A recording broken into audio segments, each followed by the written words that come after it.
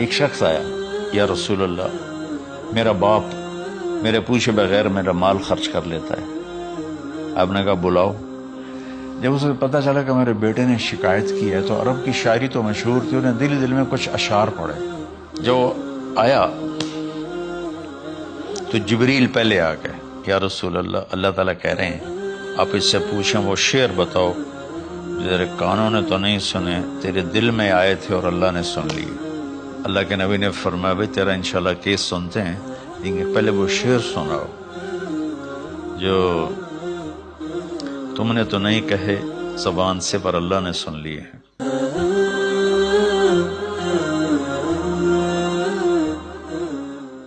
بسم اللہ الرحمن الرحیم، والصلاة والسلام علی رسولہ الکریم وعلی آلہ وصحبہ اجمعین۔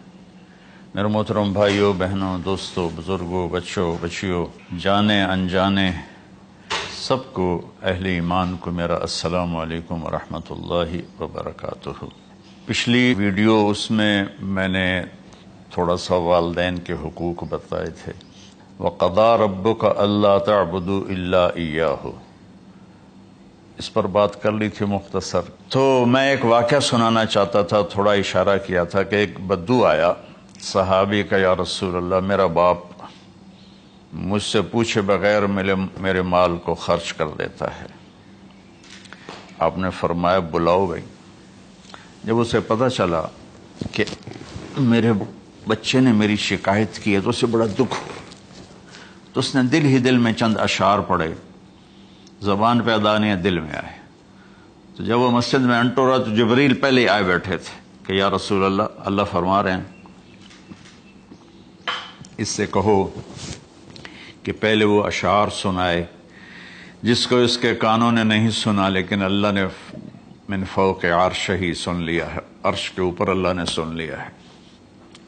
تو آپ نے اس سے ارشاد فرمایا کہ تمہاری بات ہم سنتے ہیں باپ بیٹے کی، لیکن پہلے وہ شعر سناؤ جو تیری زبان سے ادا نہیں ہوئے، تیرے کانوں نے نہیں سنے، تیرے دل کی گونج تھی اور تیرے دل کی آہ اور فریاد تھی جو دل ہی میں گھٹ کے رہ گئی، اسے اللہ نے سنا ہے۔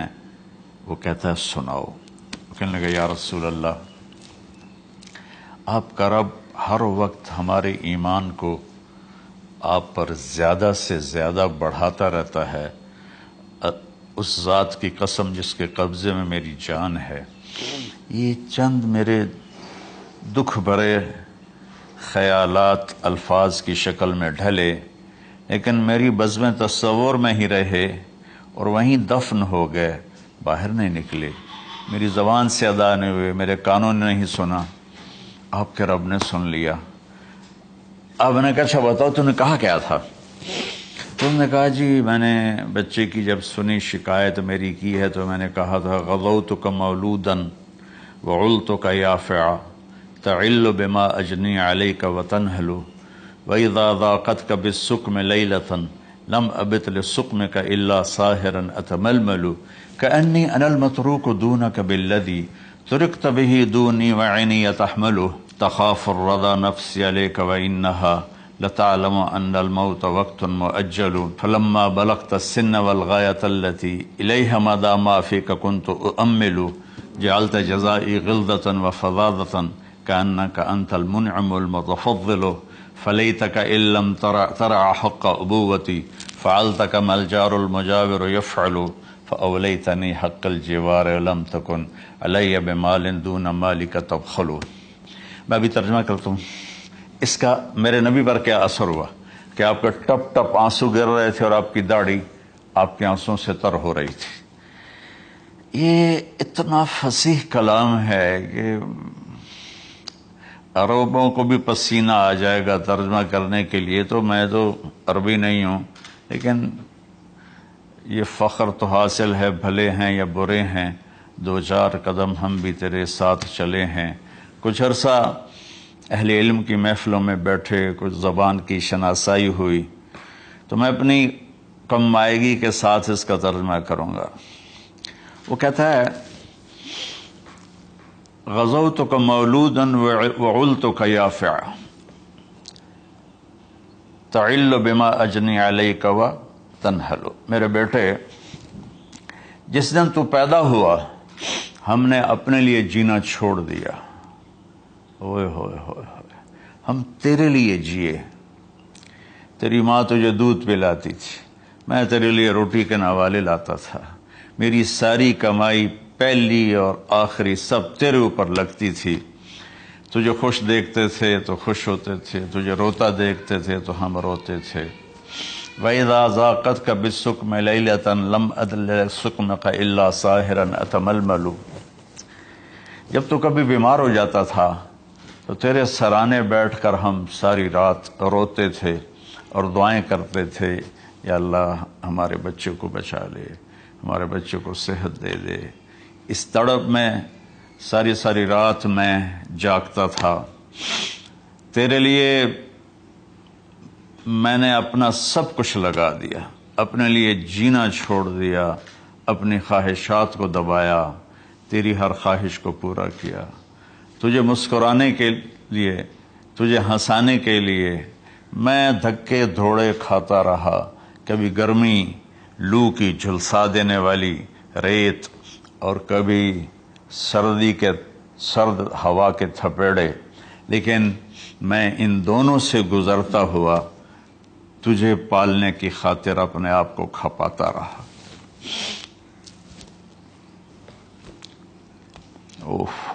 فلما بلغت السن والغایۃ التی الیہ مدی ما فیک کنت اؤمل، بیٹا میں نے اپنے ہڈیوں کا رس بھی تیرے اندر ڈال دیا، صرف کمائی نہیں، میں نے اپنے ہڈیوں کا رس تیرے اندر ڈالا، میں نے جو کچھ تھا تیرے اوپر قربان کیا۔ تجھے مسکراتا دیکھ کر میں اپنے غم بھولتا تھا، تجھے ہنستا دیکھ کر مجھے دکھ بھول جاتے تھے، اور پھر آہستہ آہستہ آہستہ میری ہڈیوں کا گودا، میری کمائی تیرے اندر گئی اور تو ایک خوبصورت درخت کی طرح بڑھتا چلا گیا، بڑھتا چلا گیا، بڑھتا چلا گیا، بڑھتا چلا گیا، اور میری بڑھاپے نے کمر جھکا دی اور میں جھکتا چلا گیا، جھکتا چلا گیا۔ میرا خیال تھا کہ جیسے میں اس کی انگلی پکڑ کے چلتا تھا، اب میری باری ہے، یہ میری انگلی پکڑ کے چلے گا، جیسے میں اسے سینے سے لگاتا تھا، پیار کرتا تھا، جھولے جھلاتا تھا، باغ میں لے جاتا تھا، یہ ساری اس کی تعبیرات کے اندر داخل ہیں، الفاظ میں نہیں ہیں۔ تو مجھے خیال آتا تھا جب میں بوڑھا ہو جاؤں گا نا تو میرا بیٹا بھی مجھے ایسے ہی لے کے پھرے گا، میرا بیٹا بھی میری سنے گا۔ یہ 100 دفعہ پوچھتا تھا یہ کیا ہے، اور میں ہر دفعہ جواب دیتا تھا یہ ہے۔ تو اب میں بڑھاپے میں اس سے بات کروں گا، یہ میری بات سنے گا۔ میں اس کو نوالے کھلاتا تھا، یہ مجھے روٹی کھلائے گا۔ میں اس کا انگلی پکڑ کے چلتا تھا، یہ میرا ہاتھ پکڑ کے چلے گا۔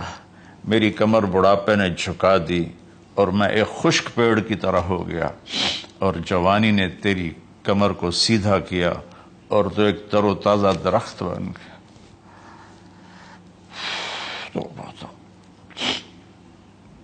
تو مجھے خیال آیا کہ میں نے 20 سال اس بچے کو پالا ہے، ابھی اپنی ماں اور باپ کو دیکھے گا، لیکن ایک دم اچانک کیا ہوا،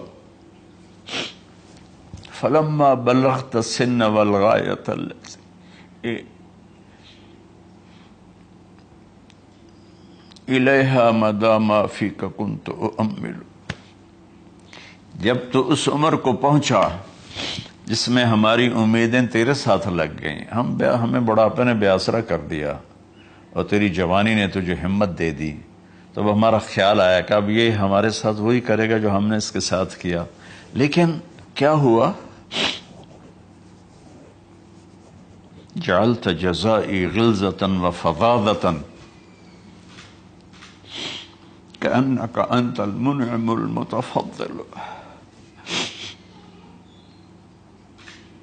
تو اتنا بدتمیز ہوا، تیری زبان چھری بن گئی، تیرا رویہ زہر بن گیا، اور میری ساری زندگی کی محنت کا بدلہ تو نے مجھے نافرمانی سے دیا، بد اخلاقی سے دیا، بدتمیزی سے دیا۔ میں حیرت بھری نظروں سے تجھے دیکھتا رہا اور میں اپنی پچھلی 20 سالہ زندگی کو جھٹلاتا رہا کہ میرا خیال میں اس کا نوکر ہوں اور یہ میرا مالک، میں اس کا باپ نہیں، میں اس کا نوکر ہوں، کیونکہ ماں باپ کے ساتھ ایسا کوئی نہیں کرتا ہے، یہ میرا مالک ہے اور میں اس کا نوکر ہوں، اس لیے مجھے ڈانٹ رہا ہے۔ کتنے بچوں کو میں نے یہ کہتے سنا اپنے باپ کو، تو میرے واسطے آج تک کیتا کی، تو میرے واسطے آج تک بنایا کی، اور جو باپ بے بسی کی تصویر بنا ہوتا تھا وہ شکلیں بھی میرے سامنے ہیں۔ ہمارا دیہاتی ماحول زمیں دارہ ماحول ہے، اب تو شہروں میں بھی یہی حال ہے۔ جس نے وہ لیول اے لیول کیا ہے اسے کیا پتا ماں کسے کہتے ہیں، باپ کسے کہتے ہیں۔ تو میں نے اپنی آنکھوں سے باپ کی بے بسی اور بیٹے کا غرانہ ایک دفعہ نہیں کتنی دفعہ دیکھا۔ تو میرے واسطے آج تک ہی کیتا ہے، تو میرے واسطے آج تک ہی بنایا ہے۔ وہ کہتا ہے اچھا میرا بچہ جداں جوان ہو سو آپ پہ سمجھ جسو۔ جبریل انسانی شکل میں آئے کہ یا رسول اللہ کچھ سوال کیے، قیامت کب آئے گی؟ کہا اللہ کو پتہ ہے۔ کہا کوئی نشانی؟ فرمایا جب دیکھو کہ بیٹیاں بھی ماؤں کو نوکر کی طرح دھتکار رہی ہوں تو سمجھنا قیامت آنے والی ہے۔ کچھ عرصہ پہلے ایک بچی اور ماں، تو ماں کچھ بات کر رہی تھی اور بیٹی کہہ رہی تھی بھوک نہیں بھوک نہیں، اور اس کی ماں کے خون سے بھرے ہوئے آنسو بہ رہے تھے اور اس کی ہچکیاں لگ رہی تھی کہ یہ وہ ہے جس کو میں نے اپنے پیٹ سے جنا اور اپنی چھاتی کا دودھ پلاتے پلاتے پلاتے میں نے کتنی تکلیفیں برداشت کی، اور آج کر یہ بھوک نہیں۔ تو کمال کے اشعار میں سوچ رہا ہوں جب میرا یہ حال ہے 1400 سال بعد کہ میرے آنسو نہیں رک رہے، تو اللہ کے نبی تو زارو قطار روئے تھے، داڑھی آنسوں سے تر ہو گئی تھی۔ کہا بیٹا جب تو نے میری ساری زندگی کی محنتوں کا بدلہ بدتمیزی سے دیا، گالی گلوچ سے دیا،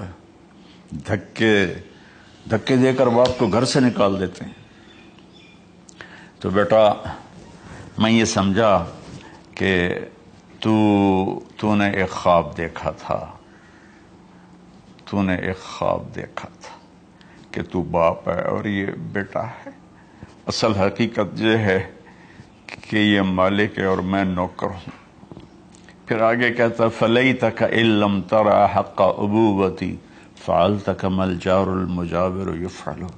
اچھا چلو بیٹا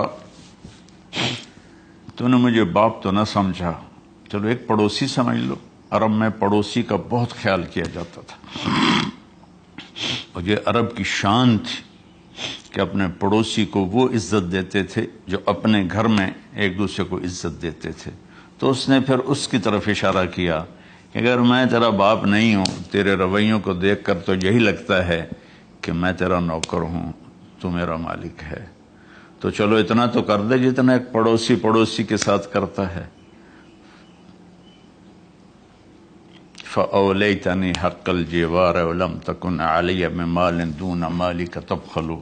تو پڑوسی پر تو عرب خرچ کرتے ہیں، تو بھی تھوڑا سا میرے اوپر خرچ کر دیتا اور تو بخیل نہ بنتا، اور میرے خوابوں کو چکنا چور کر دیا، میری امیدوں پر پانی پھیر دیا، میرے بڑھاپے کو ذلت اور رسوائی میں بدل دیا۔ اچھا میرا پتر جا خوش رہو۔ ماں باپ کہاں بد دعائیں کرتے ہیں؟ تو میرے نبی کی آنکھوں سے آنسو، یہ ساری داڑھی تر ہو گئی، تو آپ نے اس کے بچے کو گریبان سے پکڑا اور جھٹکا دے کر دھکا دے کر دفع ہو جا، انت و مالک لابیک، تو اور تیرا سب کچھ تیرے باپ کا ہے۔ حضرت علی رضی اللہ تعالیٰ عنہ سے کسی نے پوچھا کہ آپ کے بیٹے حسن کیسے بیٹے ہیں؟ کہا حسن میرا وہ بیٹا ہے کہ جب میں چلتا ہوں تو میرے آگے نہیں چلتا، میرے پیچھے چلتا ہے۔ جب کہیں بیٹھنے کا موقع آتا ہے تو یہ پہلے نہیں بیٹھتا، پہلے مجھے بٹھاتا ہے پھر خود بیٹھتا ہے۔ جب کھانے پر بیٹھتے ہیں تو یہ روٹی کی طرف ہاتھ نہیں بڑھاتا جب تک میں نہ بڑھاؤں، یہ سالن کی طرف ہاتھ نہیں بڑھاتا جب تک میں نہ بڑھاؤں۔ میں کمرے میں ہوں تو یہ چھت پہ نہیں چڑھتا کہ میرے باپ کی بے ادبی ہو جائے گی۔ میں حالانکہ چھت پہ چڑھنا ضرورت کے لیے ہوتا ہے، لیکن قربان جائیں اہل بیت کے ایسے ہی اخلاق ہوتے ہیں، آل رسول ایسے ہی ہوتے ہیں۔ میرے عزیزوں نوجوانوں سے کہہ رہا ہوں جن کے والدین زندہ ہیں، ہم تو محروم ہو گئے، وہ قبروں میں چلے گئے، لیکن میں اتنا مصروف رہتا ہوں۔ اب یہ کرونا کی وجہ سے گھر میں بیٹھے ہوئے ہیں، یعنی میری زندگی ایسے پہیے کی طرح گھومی ہے، اور پھر دل کی تکلیف، پھر اس کے ساتھ سر کا درد شدید۔ اس کے باوجود میں روزانہ 10 نفل اپنے باپ کے لیے پڑھتا ہوں، 10 نفل اپنی ماں کے لیے پڑھتا ہوں، اور 4 نفل اپنی خالہ کے لیے پڑھتا ہوں، کہ ساری زندگی سجدوں میں سر رکھ کے اس کا ثواب ماں باپ کو پہنچاؤں تو ماں باپ کا حق ادا نہیں ہو سکتا۔